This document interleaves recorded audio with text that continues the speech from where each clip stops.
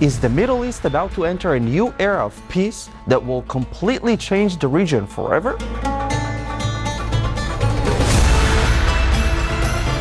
Some experts speculate that we will see a peace agreement between Israel and Saudi Arabia before the end of the year.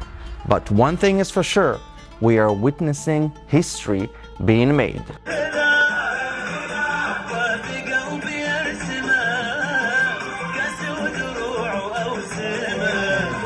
So what's this all about? Well, just recently, Saudi Crown Prince Mohammed bin Salman appeared on Fox News and made a groundbreaking revelation. He openly confirmed that normalization talks are taking place between Saudi Arabia and Israel. This is monumental.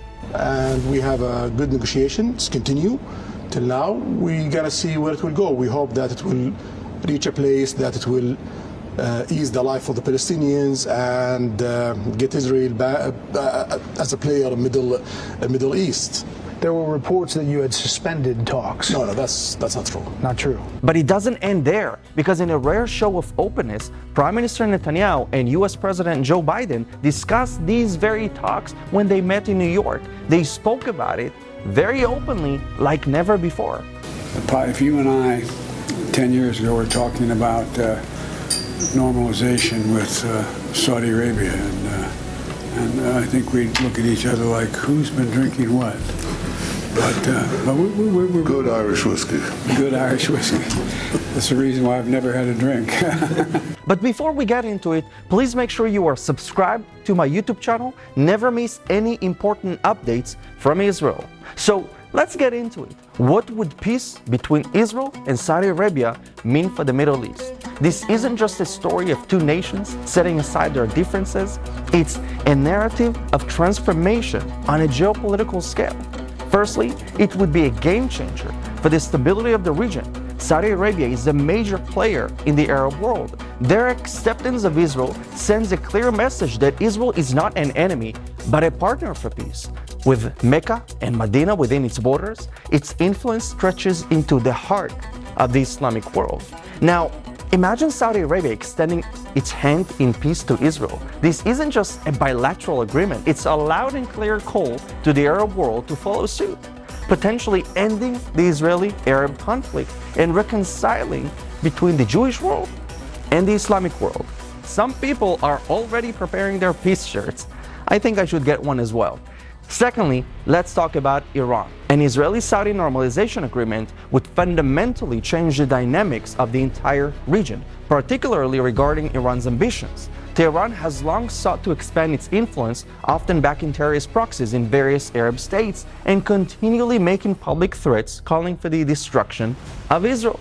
Most Arab countries in the Middle East see Iran's regime as a threat to their stability as well, and therefore they are coming closer to Israel, which shares this view as well. A Saudi-Israeli alliance would deal a significant blow to Iran's strategic objectives. It's not just about isolating Iran, it's about creating a counterbalance, a coalition of nations that will stand up to Iran's terrorist regime that has the ambition of controlling the entire Middle East and funding wars against Arabs and Israelis alike. Imagine a united front of Arab nations and Israel pooling their resources, knowledge, and diplomatic clout to foster a more stable and secure Middle East.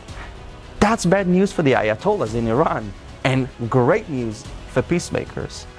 Last, but certainly not least, the Palestinians. The conversation about Israeli-Saudi peace naturally raises questions about what this would mean for the Palestinian territories. It's a complex issue, no doubt. From Israel's standpoint, there were many peace offers over the course of many years, to which the Palestinian leadership said aloud no, because they didn't want peace with Israel, but peace without Israel. And the main issue here would be the Judea and Samaria territories, because in the view of Israelis, this is the heartland of Israel, the promised land. But in the view of the Palestinians, this is the heart of the Palestinian state, the Palestinian state. Although the reason they said no to many peace offers is because they didn't want to just settle for that. They wanted the entire state of Israel to become Palestine. That is why they say free Palestine from the river, the Jordan River, to the sea, Mediterranean Sea. However, Saudi Arabia's influence could play a pivotal role in reigniting peace talks that are comprehensive, meaningful, and fair. No longer would discussions be limited to sporadic attempts at ceasefire or short-term arrangements. We could see a renewed push for lasting peace grounded in mutual respect and recognizing both Israelis and Palestinians' right to coexist and prosper. But let's not kid ourselves. The road to peace is fraught with challenges.